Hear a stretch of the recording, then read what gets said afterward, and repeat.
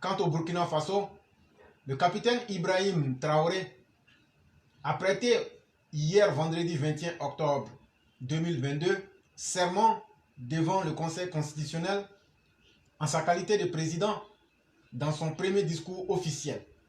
Après sa prestation de serment, le capitaine Ibrahim Traoré a rappelé qu'ils ont été contraints de prendre leur destin en main. Le terrorisme, qualifié de guerre non conventionnelle depuis longtemps, ne tient plus, fait-il savoir, puisque nous avons une armée en face. Cette guerre, dit-il, ne concerne pas uniquement les villages et hameaux de culture, mais aussi les villes. Il a réitéré sa volonté de se battre aux côtés de tous les Burkinabés. Il n'a pas manqué d'appeler à la solidarité, à l'union. Nous pouvons gagner cette bataille. Nous pouvons gagner cette guerre. L'ennemi n'est pas au-dessus de nous. La patrie ou la mort, nous vaincrons, a-t-il déclaré. Et là, je vais m'arrêter pour faire un petit commentaire. Ibrahim Traoré, tu as dit que tu as été contraint. C'est bien. Mais tu es en train de changer de langage. Ton premier discours là, c'est déjà un discours qui est faux. Cette guerre là, toi-même tu sais que vous ne pouvez pas la gagner. Si tu ne sais pas les implications de cette guerre, du terrorisme, venir dire à ta prestation de serment devant les Burkinabés que vous pouvez gagner cette guerre-là, tu penses que Damiba n'aurait pas préféré gagner cette guerre? Tu penses que Roch-Marc Kaboré n'aurait pas préféré gagner cette guerre? Qu'est-ce qui leur a fait défaut pour ne pas gagner cette guerre? Est-ce que tu t'es posé cette question? Et tu pars sur le postulat que ces derniers ayant échoué, vous étiez contraints de prendre le pouvoir. Ce que moi je vois de mon analyse, je suis en train de voir plutôt un homme politique en train de parler. Je vois en toi un homme politique en train de parler, en train de dire ce que le peuple veut entendre. Mais toi-même au fond, tu sais que tu ne pourras pas vaincre cette guerre-là. Parce que si tu es vraiment un militaire, un homme de terrain, tu sais très bien quand tu dis nous pouvons gagner cette guerre, l'ennemi n'est pas au-dessus de nous. Mais l'ennemi c'est qui? Et l'ennemi à quel moyen? Est-ce que tu es sûr que tu maîtrises tous les moyens de l'ennemi? Voilà la vraie question. Et pour un rappel d'histoire, fais-moi la liste des pays qui ont vaincu le terrorisme. Ibrahim Traoré, fais-moi la liste, même les États-Unis, la Russie. La Russie en 1978 a fui devant les talibans. Tout récemment, en 2021-2022, les États-Unis ont fui devant les talibans. Les États-Unis ont fui l'Irak. La France a échoué dans sa guerre au Mali. Contre ça, ce que tu appelles l'ennemi là, c'est quelque chose qui est plus grand que ce que toi tu ne veux pas voir. Et donc ça veut dire que ce discours là, c'est un discours faux. C'est un discours d'un politicien qui, pour se maintenir, dit ce que le peuple veut entendre. Mais à la réalité, moi je suis au regret de te le dire, le Burkina seul ne pourra pas vaincre le terrorisme. Autant les États-Unis, autant la France, autant la Russie ont échoué, autant le Burkina tout seul échouera en face du terrorisme. Je suis au regret de te dire cette vérité-là. Tu tiens un discours politique pour essayer d'arrondir les bords et essayer de te faire ta place. Mais il ne faut pas mentir au peuple burkinabé. Aucun peuple, fût-il seul, ne pourrait gagner cette guerre. Et les implications sont tellement énormes que si tu ne les savais pas, je te dis de prendre la tâche avec le monde de la réalité pour voir la dureté de la réalité et essayer de t'en accommoder et essayer de tirer ton épingle du jeu. Mais à la réalité, ce ne serait pas chose facile. Et te convaincre que vous pourriez gagner cette guerre, tu vas livrer de la chair à canon pour rien. Et c'est le Burkina qui s'en sortirait plus mal. Moi, je préfère te dire la vérité. Et déjà, un petit mensonge est révélateur des grands mensonges qui adviendraient. Et je me dis, si déjà tu peux mentir à l'armée, si déjà tu peux mentir à la conscience collective burkinabé, est-ce que tu ne mentiras pas à la CEDEAO? Est-ce que tu ne mentirais pas à la communauté internationale? Voilà bien les questions que je me pose. Et moi qui sais comprendre entre les lignes, je commence déjà à douter de toi.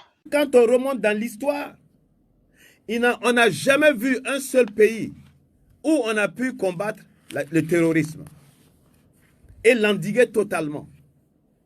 Quand on prend l'histoire du monde, dans les années 1954, la France, l'Amérique sont allés au Vietnam contre les communistes qui se sont comportés dans la guérilla.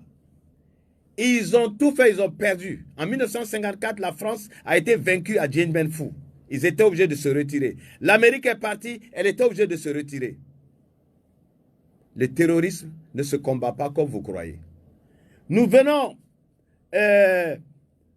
l'Amérique est allée en Afghanistan, où elle a passé 20 ans pour combattre, comment on appelle, Ben Laden, pour combattre les terroristes.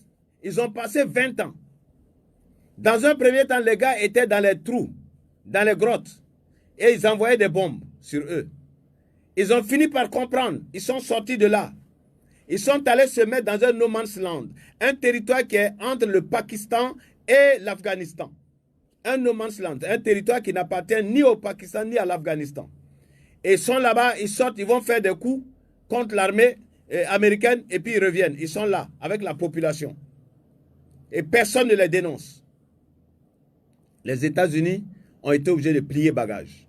Ils n'ont pas pu vaincre les talibans qui opéraient en guérilla, en terreur, etc. Donc, on a vu aussi les Américains en 1993 en Somalie.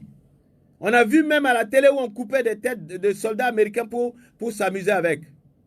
Les kebabs, on n'a pas pu quelque chose contre eux. L'Amérique, avec tout son bagou, tout son matériel sophistiqué, hein, n'a pas pu en Afghanistan, n'a pas pu en Somalie. Le terrorisme. Et nous avons vu en France, hein, comment on appelle, l'attentat contre Charlie Hebdo, l'attentat du Bataclan, le même attentat qui a eu lieu en Belgique, en Allemagne. La France n'a pas pu combattre. Mais ils ont trouvé les astuces pour essayer d'endiguer. Ouais. Le terrorisme ne se combat pas comme une guerre normale. Il y a une armée quelque part, tu la retrouves par satellite ou par GPS, etc. Et puis tu la bombardes. Comme aujourd'hui, les soldats russes qui sont loin de l'Ukraine et qui envoient des bombes. Non, ce n'est pas comme ça le terrorisme.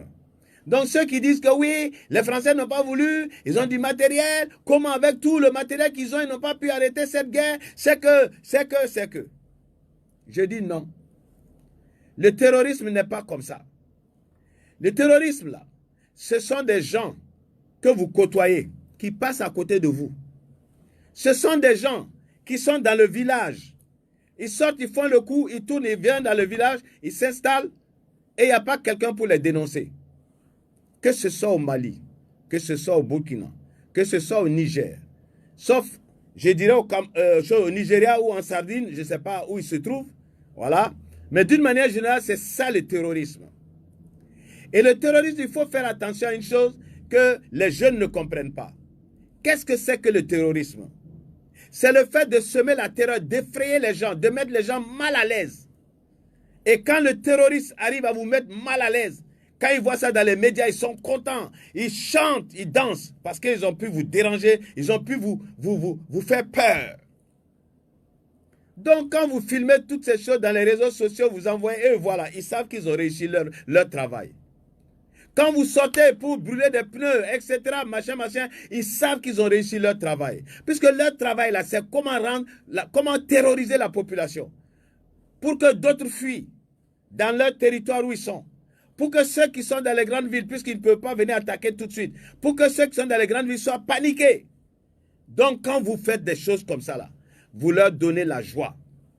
Regardez en Occident. Quand Abaout, en Syrie, tuait les gens et il les attachait à des pick-up et puis ils traînaient. Il faisait envoyer les vidéos partout pour que les gens voient, que les gens paniquent, les gens aient peur. Quand les Occidentaux ont compris, ils ont interdit que ces images passent dans leur télé. Voilà. Puisque c'est la joie pour eux de terroriser. Et ici, c'est la même chose. Le terrorisme. Ce n'est pas une armée qui est quelque part. Et puis, les Français qui ont du matériel vont aller avec GPS, ils vont les découvrir. Ils vont aller avec des hélicoptères, ils vont les bombarder ou des drones, ils vont les bombarder. Ce n'est pas comme ça. Ce n'est pas comme ça. Alors, il y en a qui disent, ouais, il faut que la Russie nous envoie du matériel. Avec ce matériel-là, ils vont voir. Non. On peut te donner tout le matériel que tu veux. Tout. On va te donner des hélicoptères, on va te donner des drones, on va te donner tout. Mais où ils sont? Les gens que tu dois aller tuer là, ils sont où? Ils sont où? Ah! Donc je dis que il y a une solution. Et toutes les solutions, c'est avec tête reposée. C'est pas avec les émotions. C'est pas avec la colère. La colère, je la comprends. Je suis aussi fâché que vous. Il n'y a pas un Africain qui n'est pas fâché. Voilà. Mais lorsque tu es fâché, il faut, d'après ce que dit la Bible, que ta colère n'enfante pas. Il ne faut pas que ta colère te desserve. Il faut que malgré ta colère, tu gardes ton intelligence. Tu gardes ton mindset pour savoir comment tu fais. Quand c'est arrivé en Europe, ils ont vu l'Allemagne, la France, la Belgique, la Hollande, tous ces pays se sont mis ensemble pour mettre en commun leur système informatique. Pour mettre ensemble leur système informatique, pour détecter ces jeunes-là, qui étaient des radicaux, qui s'étaient radicalisés. Et au fur et à mesure qu'on les attrapait, on avait un processus pour les sortir de cette radicalisation.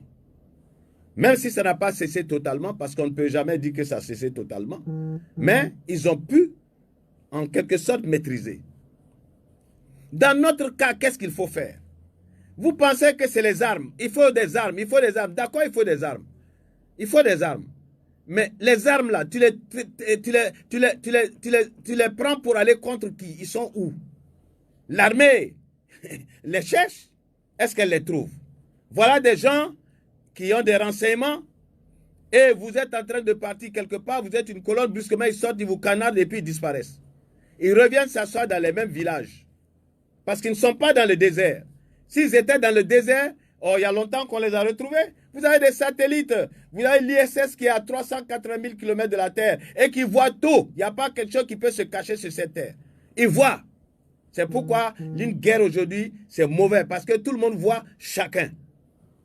Mais ils ne les voient pas, parce que ce sont des gens qui sont avec les populations. Mais les populations sont en otage. Elles ne peuvent pas parler.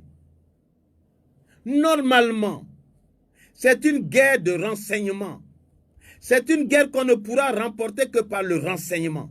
Ce n'est pas par les armes. C'est vrai, les armes viennent après. Mais ce n'est pas les armes, parce que j'ai tant d'hélicoptères. On peut nous donner 1000 hélicoptères. On peut vous donner 1000 hélicoptères. Mais vous allez contre qui? Il est où? Il est où?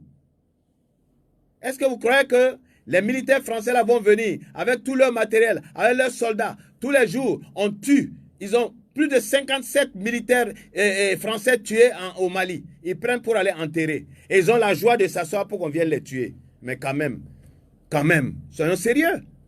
Soyons sérieux. Soyons sérieux. Soyons sérieux. C'est une guerre de renseignement. Mais donc vous qui êtes en ville là, chacun vient d'un village. Tu viens d'un village. Tu connais des jeunes dans ce village. Tu dois participer à renseigner les militaires, renseigner la police. Tu viens d'un village, il y a des jeunes là-bas que tu connais. Des fois même, ceux même qui font le bruit en ville, là, ils font partie de ces gars-là. Ils viennent espionner et puis ils s'en vont. Et vous, vous êtes là, vous criez ensemble. Ils sont parmi vous. Ils vous infiltrent. Et puis ils vont avec le renseignement. Or, vous, justement, c'est vous qui deviez les infiltrer.